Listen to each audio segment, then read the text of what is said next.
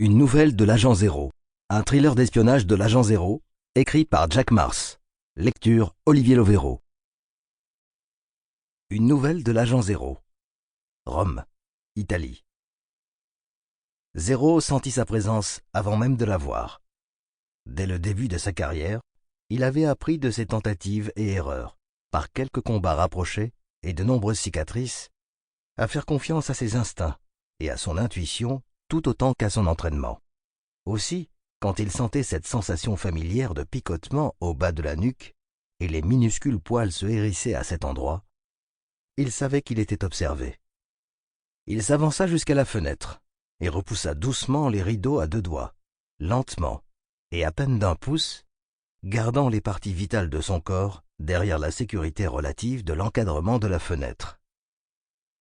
L'appartement italien se trouvait dans le quartier Sant'Angelo, surplombant la Piazza Mattei, qui était presque vide, même si, selon la date du jour, c'était encore techniquement l'été.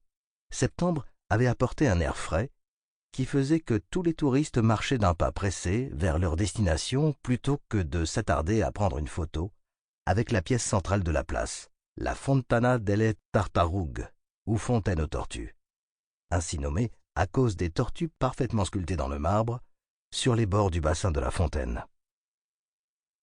Et elle était là, debout, à 1 mètre à peine du bord de la fontaine, les deux mains fourrées dans les poches de sa veste en daim marron. Ses cheveux étaient d'un blond que la plupart auraient cru sortis de chez le coiffeur, mais Zéro savait qu'ils étaient naturels. Ses yeux étaient gris ardoise, parvenant à prendre un air décontracté tout en scrutant en même temps ses yeux dirigés droit sur la fenêtre du 2e étage, avec les rideaux blancs, sur lui.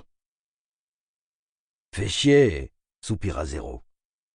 Si elle savait où il était, alors il était probable qu'ils sachent eux aussi. Il était prêt à parier qu'elle n'était pas venue seule, et même s'il n'était pas sûr de ses motivations, il était certain qu'elle n'allait pas venir avec lui. Tant pis, si tout doit se terminer comme ça, qu'il en soit ainsi.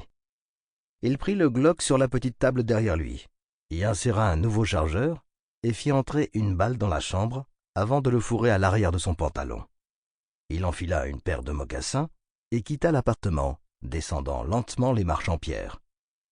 Alors qu'il passait sous l'arche qui menait à la piazza, Zéro songea qu'une dizaine d'agents allaient débouler de leur cachette pour l'arrêter. Ou peut-être qu'ils ne s'embêteraient même pas avec tout ça. Peut-être qu'ils se contenteraient d'une seule balle dans le crâne, et ce serait fini. Mais il ne se passa rien. Elle était toujours debout, immobile. Sample complete. Ready to continue?